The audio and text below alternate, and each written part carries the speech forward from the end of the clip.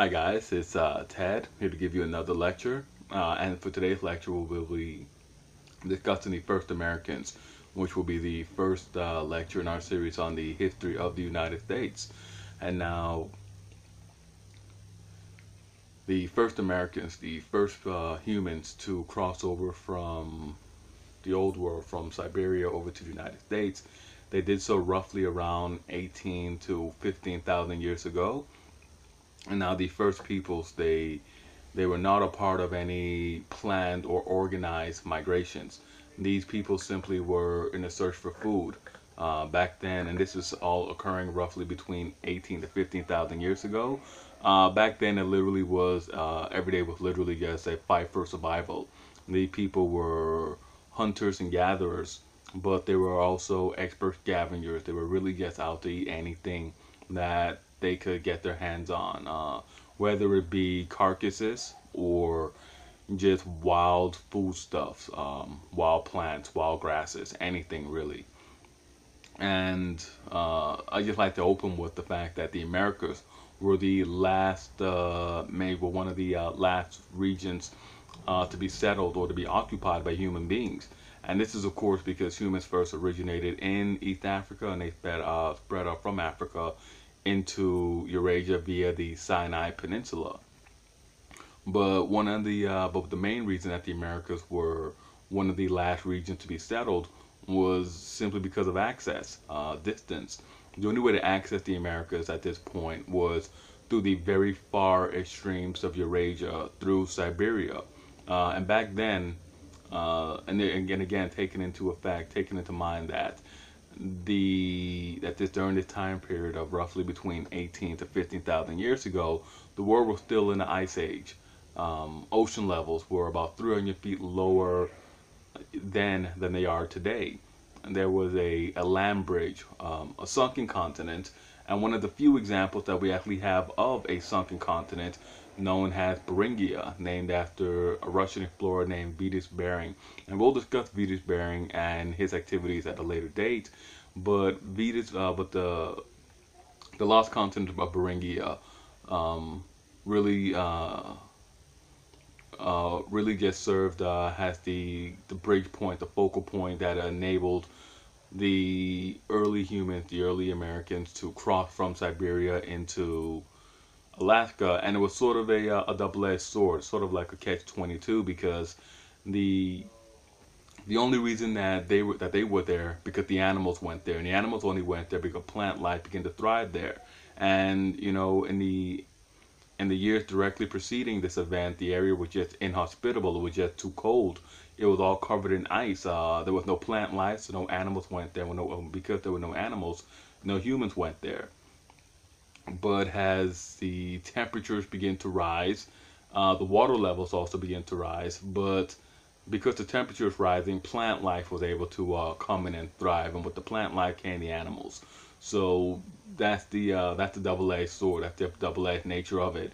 As the temperature increased, it became more hospitable for plant life, bringing in animals. But it also rose water, but also caused the water levels to rise. And so the early humans and the animals that they followed, they found that even though the landscape was hospitable, it was becoming increasingly more difficult for them to find ways back, if they were even attempting to find ways back. And what you have, and another thing about the first Americans were that they were highly mobile. They lived in small groups, roughly between 8 and 40 people.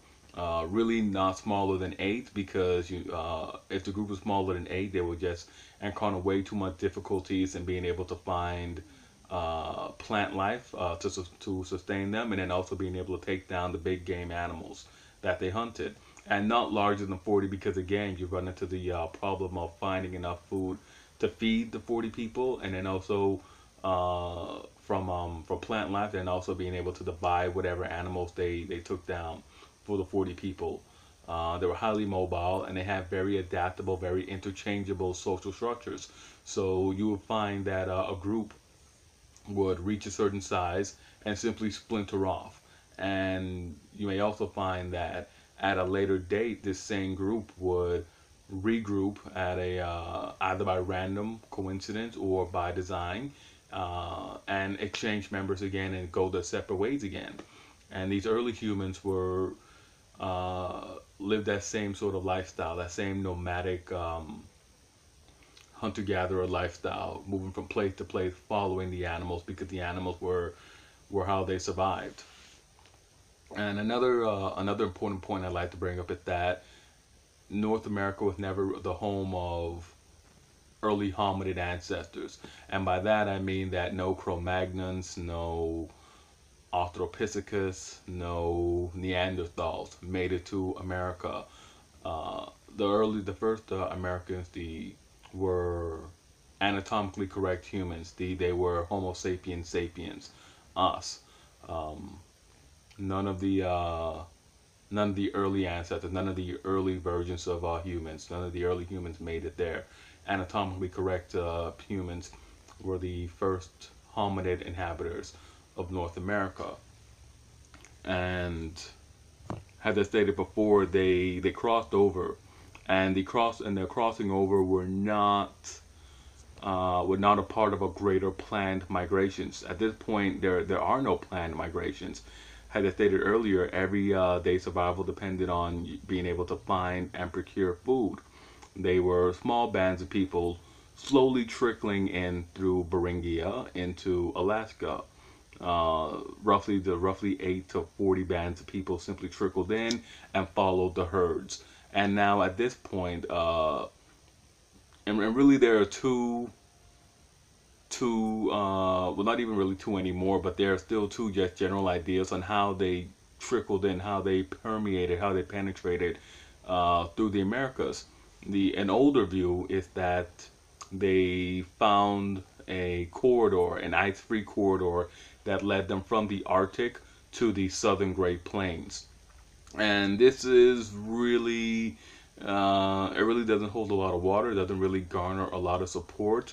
At this point, there was a thick sheet of ice, and I do mean thick, thick sheet of ice covering North America from the Arctic all the way down to the Rocky Mountains, Great Lakes area. Really made it impossible for plant life to thrive, which would mean that no animals, none of the big game prey that the early humans hunted would have gone this route. And if the prey that they were hunting wasn't going this route, then the people themselves weren't going this route.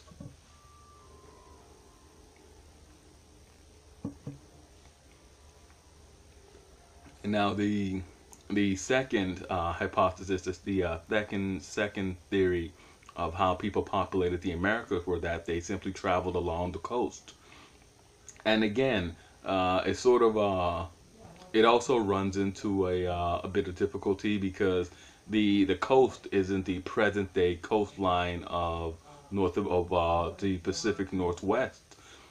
Again, taking into mind, keeping into fact that the coastline was 300 feet lower, that ocean level 300 feet lower during the time period, roughly 18 to 15,000 years ago. You will find that the coastline that they traveled is now submerged under hundreds of feet of water. So we don't really have a lot of archaeological evidence to support that up. But we do know that they traveled following these prey through one corridor, one way or the other. They traveled, and they very quickly, because again they were very rapid movers. They had a very high mobility. They were able to move from Alaska all the way to Chile in roughly 1,000 years. We have evidence of settlement at a place called Monte Verde in Chile that suggests that the hunter-gatherers, got there roughly around 14,000 years ago. So again, just another nod to their high mobility and their high adaptability. And now the people themselves, they most likely were bands of people who already for generations have been living in eastern Eurasia and the far extreme, somewhere around Mongolia. And they simply, again, searching for food, following the animal herds, with no great with no great idea, no great design on, settling these lands. Simply trickled in small bands until they were no longer able to trickle in because there was no longer a way for them to trickle in. They didn't have the ability to sail. They didn't have the ability to, let's say, sail from the far east of Eurasia across the Pacific Ocean into the Americas.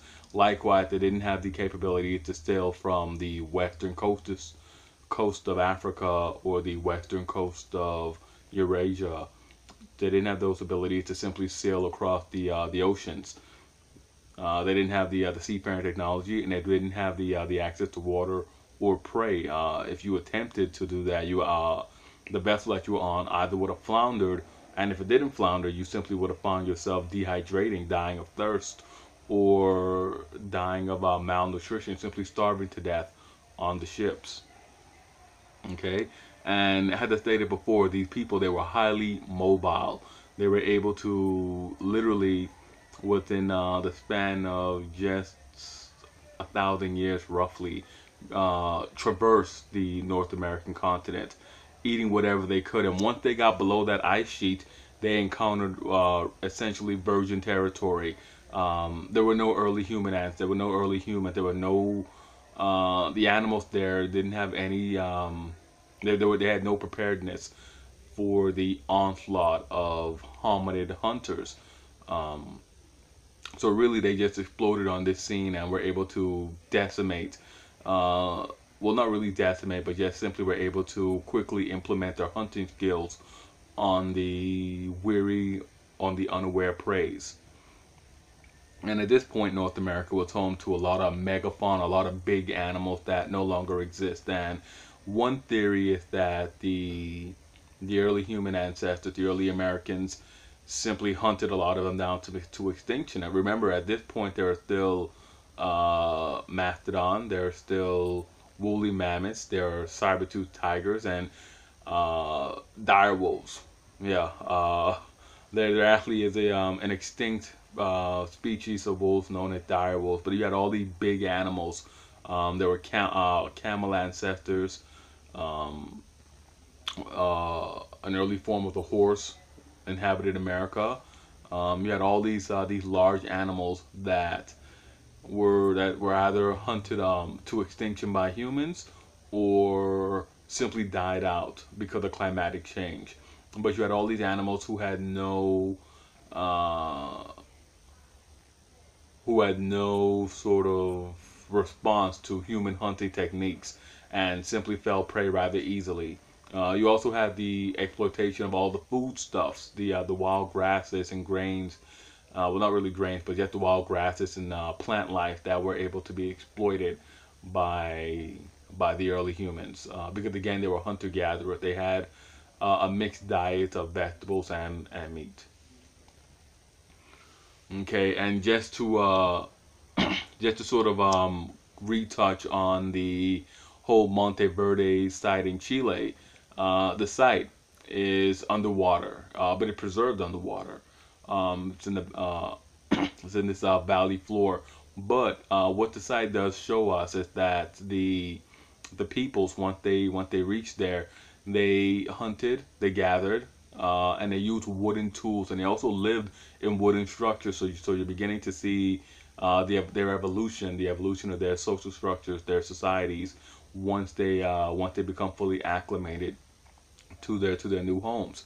And roughly, and most guess are that roughly by 13,000 years ago, the bulk of the early human ancestors had made it below that ice sheet and were exploiting the wildlife and the wild plant life. Okay, and there are a couple of sites in what is now the United States that sort of that are sort of high points of this early American society or culture, if you want to use that word. One side is in Clovis, New Mexico, where small projectile points, and these are you can I guess equate them to arrowheads or even spear points, but these small projectile points that were easily adaptable. They're found throughout the area. They're actually found throughout a lot of sites in America, leading to the idea that there was one shared Clovis culture, or that the people simply traded. They simply made them, and this is an early indication of American interconnectedness, of a greater American trade network in which you have one group of people who specialized in making the projectile points, and they simply exchanged them with other peoples for other goods, either semi-precious stones or food goods or finished products or whatever. We really don't know, but we do know that these projectile points appear in a number of places throughout the Americas. And again, the Clovis people, they're still hunter-gatherers, and they're still highly mobile people. And while they are relying on plants a bit more, they're still living in those small bands.